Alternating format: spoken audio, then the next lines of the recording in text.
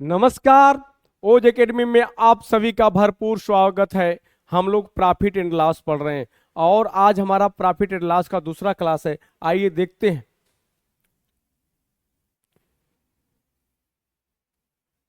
आज हम लोग टाइप 2 पढ़ेंगे। टाइप 2 का पहला प्रश्न, एक वस्तु को 240 रुपया में बेचने पर एक विक्रेता को 4% की हानि होती है। कितने की हानि हो रही है? 4% की हानि हो रही है। 10% का लाभ कमाने के लिए वह वस्तु को कितने रुपए में बेचे? एक कोई वस्तु है जिसको 240 रुपया में बेचता है, तो उसको क्या हो रही है?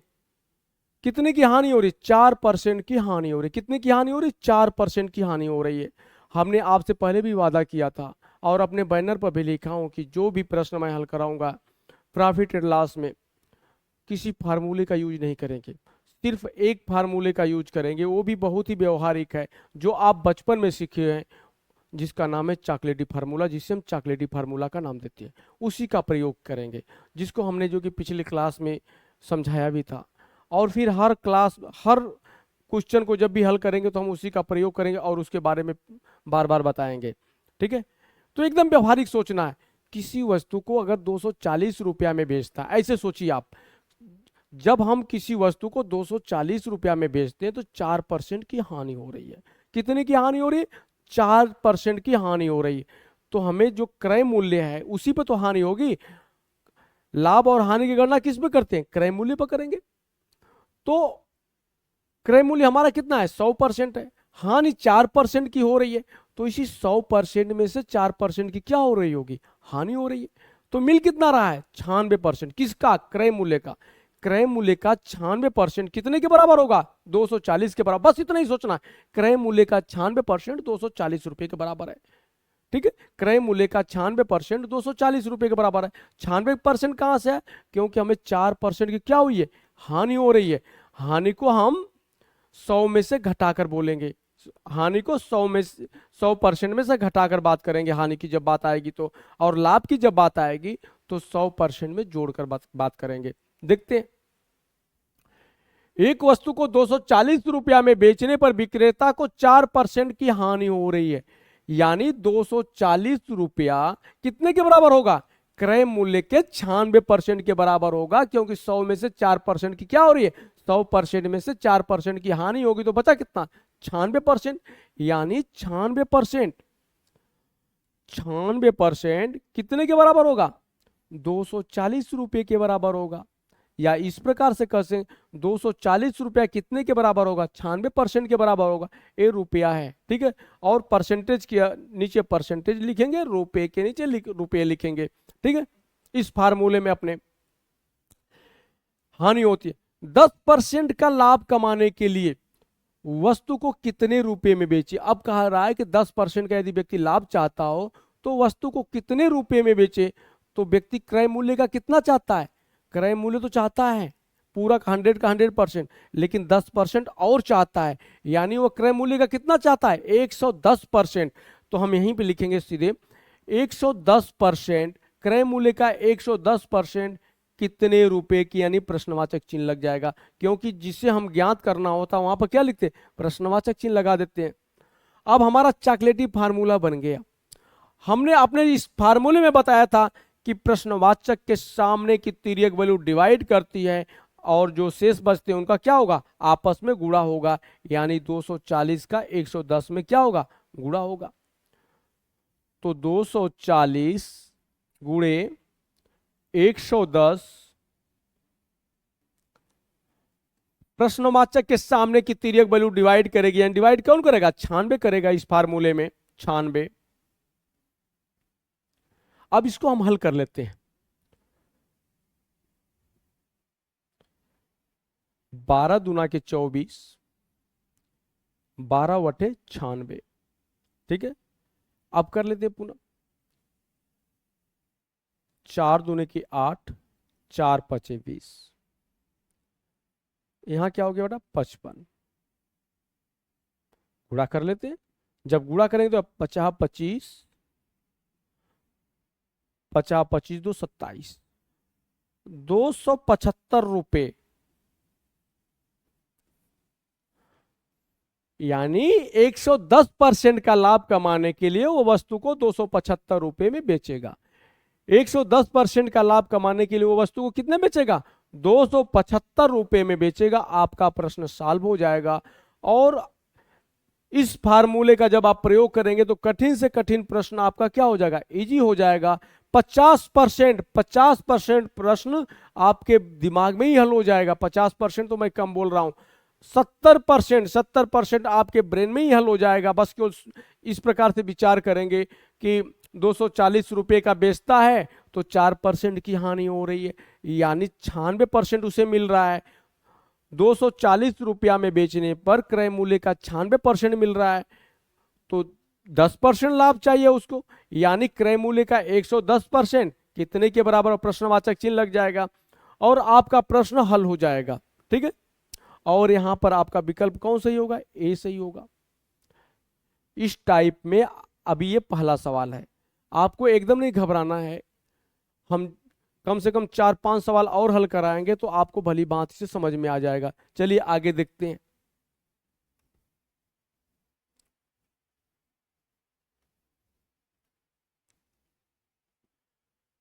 दूसरा प्रश्न है, एक वस्तु को 760 रुपए में बेचने पर एक विक्रेता को 5% की हानि होती है। 20% का लाभ कमाने के लिए वह वस्तु को कितने रुपए में बेचे? 760 रुपए में बेचता है। कितना बेचता है? 760 रुपए में बेचता है तो 5% की हानि होती है। 760 रुपए में बेचने पर 5% की हानि होती है। 5% हानि का मतलब कितना? आपको कितना मिल रहा है? 95%। क्रय मूल्य का 95% मिल रहा होगा, क्योंकि क्रय मूल्य हमेशा कितना होता है? 100% होता है, तो हम घटाकर बात करेंगे ना 5%। तो क्रय मूल्य का 95% मिल रहा है 760 रुपए में बेचने पर, यानी क्रय मूल्य का 95% कितने के बराबर होगा? 760 रुपए के बराबर होगा। या इस प्रकार से विचार कर सकते हैं, 760 रुपए का बेचते हैं तो 5% की हानि होती है, यानी 760 रुपया 95% के बराबर होगा। 760 रुपया क्रय मूल्य के 95% के बराबर होगा, यानी क्रय मूल्य का 95% 760 रुपए के बराबर होगा। दोनों तरफ से जैसे भी बात करेंगे बात एक ही होगी। 20% का लाभ कमाने के लिए अब उससे क्या चाहिए? 20% का लाभ चाहिए, यानी वो क्रय मूल्य का कितना चाह रहा है? क्रय मूल्य का उसे चाहिए 120%, क्योंकि लाभ के लिए हमने आपको बताया था कि जब भी लाभ की बात करेंगे तो उसे 100% में जोड़कर बात करेंगे, बोलेंगे। तो 20% का लाभ कमाने के लिए अब उसे चाहिए क्रय मूल्य का 120%। क्रय मूल्य का 120% कितने के बराबर होगा? प्रश्नवाचक चिन्ह लग जाएगा। चॉकलेटी फार्म में आ गया।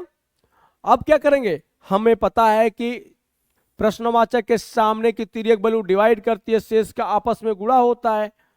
तो यहां करेंगे हम 760 गुणे 120 बटे 95।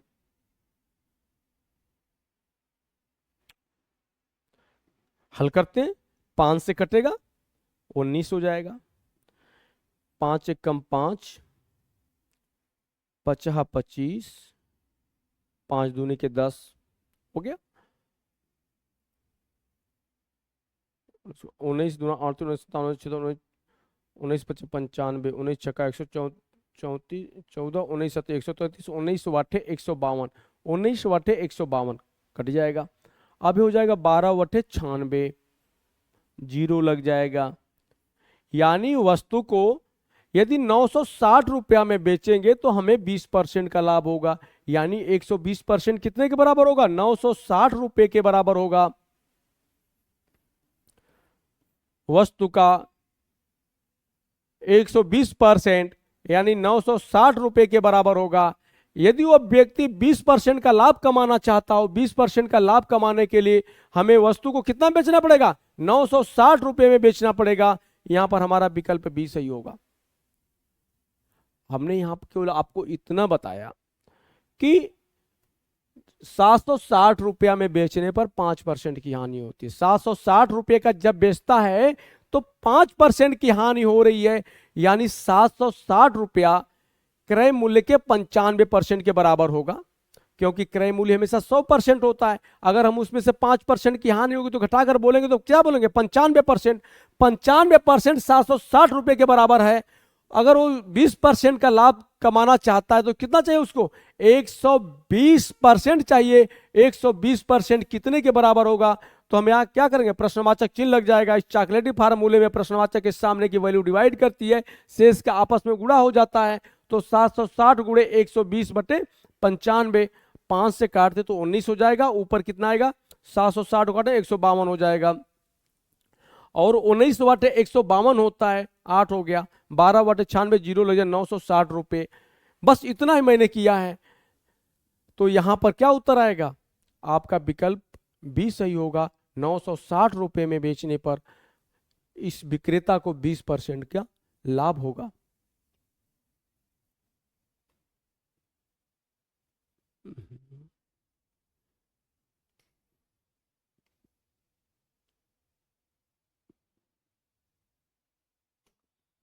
तीसरा क्वेश्चन है, एक वस्तु को 638 रुपये में बेचने पर एक विक्रेता को 10% का लाभ होता है।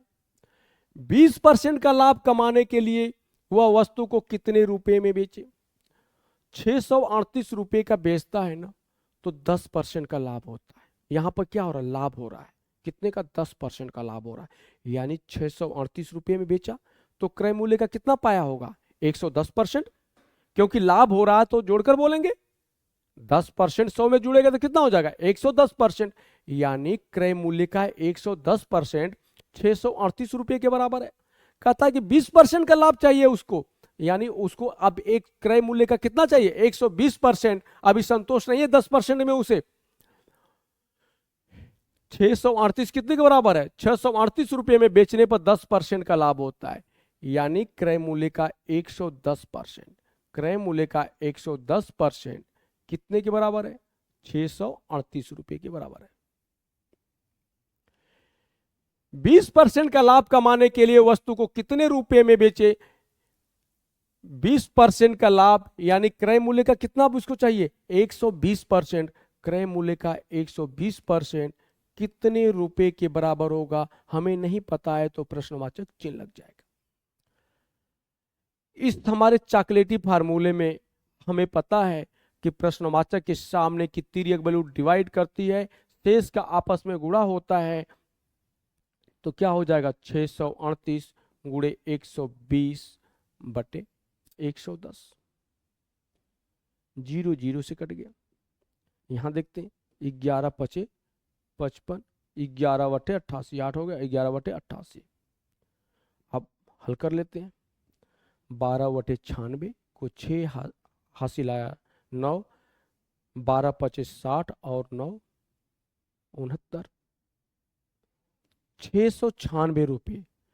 यानी वह वस्तु को 696 रुपये में बेचे तो क्या होगा, उसे 20% का लाभ होगा। कितने में बेचेगा, 696 रुपये में बेचेगा। और हमारा विकल्प डी सही होगा यहाँ पे, 696।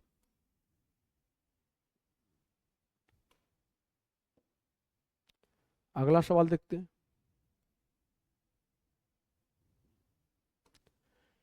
एक वस्तु को 560 रुपये में बेचने पर एक विक्रेता को 40% का लाभ होता है। 60% का लाभ कमाने के लिए वह वस्तु को कितने रुपये में बेचे। 560 रुपये में जब बेचता है ना तो 40% का लाभ होता है। कितने का लाभ हो रहा है, 40% का। 40% का लाभ हो रहा है 560 रुपये के बेचने पर। यानी 560 रुपये कितने के बराबर होगा, एक क्रय मूल्य के 140% के होगा ना, क्योंकि 40% का लाभ हो रहा है। और लाभ को हमने क्या बोला है, अगर आपको क्रय मूल्य के आधार पर बोलना हो तो क्या करेंगे, क्रय मूल्य जितना होता है 100% और उसमें ऐड करके बोलते हैं। तो क्रय मूल्य का 140%, क्रय मूल्य का 140% कितने के बराबर होगा, 560 रुपये के। क्रय मूल्य का 140% कितने के बराबर होगा, 560 रुपए की। भाई ये रुपए है, परसेंटेज के नीचे, इस फार्मूले में परसेंटेज के नीचे परसेंटेज लिखते हैं, रुपए के नीचे रुपए लिखेंगे। ठीक है, 560 रुपए में बेचने पर उसे क्या हो रहा है, 40% का लाभ हो रहा है, यानी 560 रुपए क्रय मूल्य के 140% के बराबर है, या ऐसे कहें क्रय मूल्य का 140% 560 रुपए के बराबर है। अब कहता क्या है, 60% का लाभ कमाने के लिए अभी इस बेईमान को संतोष नहीं है, 40% लाभ ले रहा है। अब क्या चाहिए उसको, 60% लाभ लेना चाहिए उसको। कितना चाहिए, 60% लाभ चाहिए, यानी वह क्रय मूल्य का कितना चाहता है, 160%। क्रय मूल्य का कितना चाहता है ये, 160%। कितने के बराबर होगा, बहुत लालची व्यक्ति होगा ये। क्रय मूल्य का 160% कितने के बराबर होगा, हम इसे हल करते हैं। प्रश्नवाचक के सामने की तिर्यक वैल्यू डिवाइड करेगी, शेष का आपस में गुणा हो जाएगा। 560 गुणे 160 बटे 14, 140, सॉरी 140, 0 से 0 कट गया, 14 चौका 56, गुणा करते, 16 चौका 64, 640 रुपए। कितना हो जाएगा, 640 रुपए। 60% का लाभ कमाने के लिए उसे वस्तु को 640 रुपए में बेचना होगा। कितने बेचना होगा, 640 रुपए में। यहां पर अपना विकल्प सी सही होगा, 640 रुपए। अगला सवाल देखते हैं हम।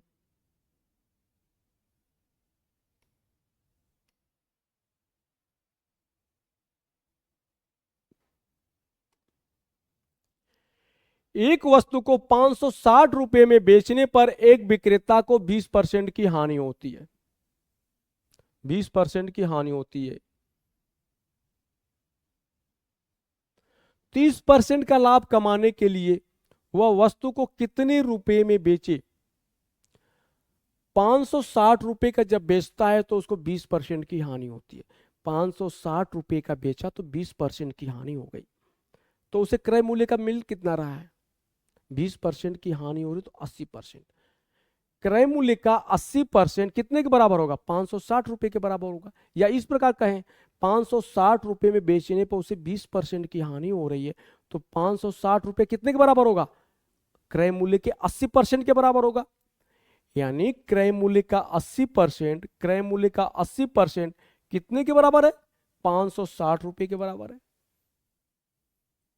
560 रुपए के बराबर है। क्रय मूल्य का 80% 560 रुपए के बराबर है। 30% का लाभ कमाने के लिए वह वस्तु को कितने रुपए में बेचे। अब क्या चाहिए उसको, 30% का लाभ चाहिए। अभी तो 20% हानि में बेच रहा था, तो कितना मिल रहा था उसको, 560 रुपए।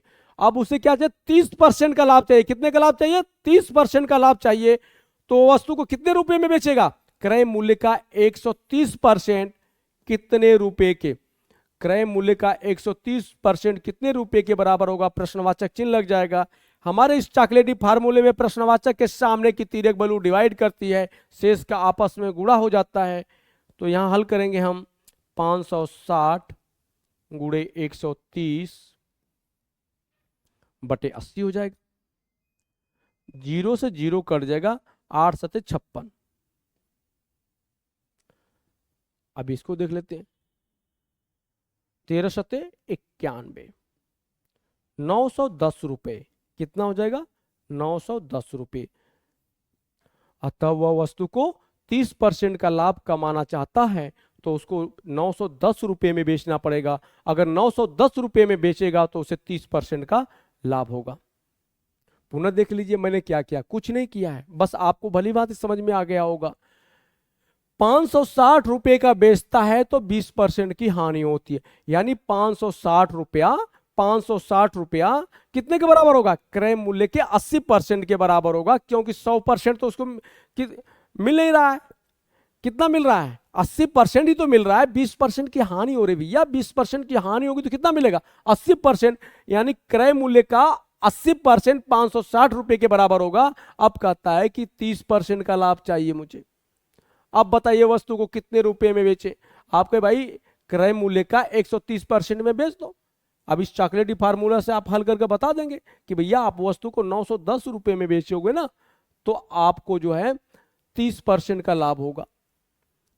ठीक है, इसी के साथ आज की टॉपिक एक समाप्त होती है, और हम प्रत्येक टॉपिक में एक टाइप के क्वेश्चन लाएंगे, प्रत्येक टॉपिक में एक टाइप के क्वेश्चन लाएंगे, और प्रत्येक टाइप में 5 से 7, 8, 10 क्वेश्चन तक बताएंगे। जो जैसी टॉपिक रहेगी, इजी रहेगी तो हम जो है कि उसमें 4-5 क्वेश्चन लाएंगे, अगर कठिन बड़ी रहेगी तो उसमें हम जब कि 8-10 क्वेश्चन भी लाएंगे। और आपको प्रत्येक क्वेश्चन इसी फार्मूले पर, एक ही फार्मूले पर प्रॉफिट एंड लॉस के जितने भी क्वेश्चन, जितने टाइप आएंगे, सबको हम इसी पे हल कराएंगे, और आपको भली भांति समझ में आ जाएगा, और आप सारे क्वेश्चनों को हल कर लेंगे। और ये तरीका कैसा है? एक बहुत ही व्यवहारिक तरीका है। परीक्षा में आपको प्रश्नों को रटने की जरूरत नहीं पड़ेगी। सच बता रहा हूं, मैं भी सारी परीक्षाएं दिया हूं। उसमें क्या होता है, जब हम परीक्षा हाल में जाते हैं ना, तो भले हम ट्रिक्स याद किए होते हैं, सूत्र याद किए होते हैं, कुछ कोड याद किए होते हैं, सच बता रहा हूं 2 घंटे में जब 150 क्वेश्चन सामने आते हैं ना, तो हमारे पास सूत्र को रिकॉल करने की ब्रेन में समय नहीं होती, ब्रेन के पास समय नहीं होती कि हम रिकॉल करें बैठकर। जो आ गया दिमाग में आ गया, नहीं तो फिर हमको आगे पढ़ना पड़ता। अगर किसी क्वेश्चन पे हम उलझ गए ना, तो हमारा 4-6 क्वेश्चन को डुबा देता है। तो इसलिए कहता हूं कि आप सूत्रों पे रटने पर भरोसा न करना, ट्रिक्स पे बहुत अधिक भरोसा मत करना, क्योंकि हमें ट्रिक्स बहुत याद नहीं आते हैं। और जो कंपटीशन होता है, जैसे आप आईएएस की तैयारी करते हैं, पीसीएस की तैयारी करते हैं, एसएससी की तैयारी, सिलेबस बहुत ब्रॉड होता है। तो इसलिए हमको जो भी पढ़ें, बहुत ही व्यवहारिक ढंग से पढ़ें, कम से कम सूत्रों का प्रयोग करें व्यवहारिक ढंग से, तो हमको सवाल भी समझ में आ जाते हैं और हल भी हो जाते हैं। इसी के साथ आज की क्लास समाप्त होती है। धन्यवाद।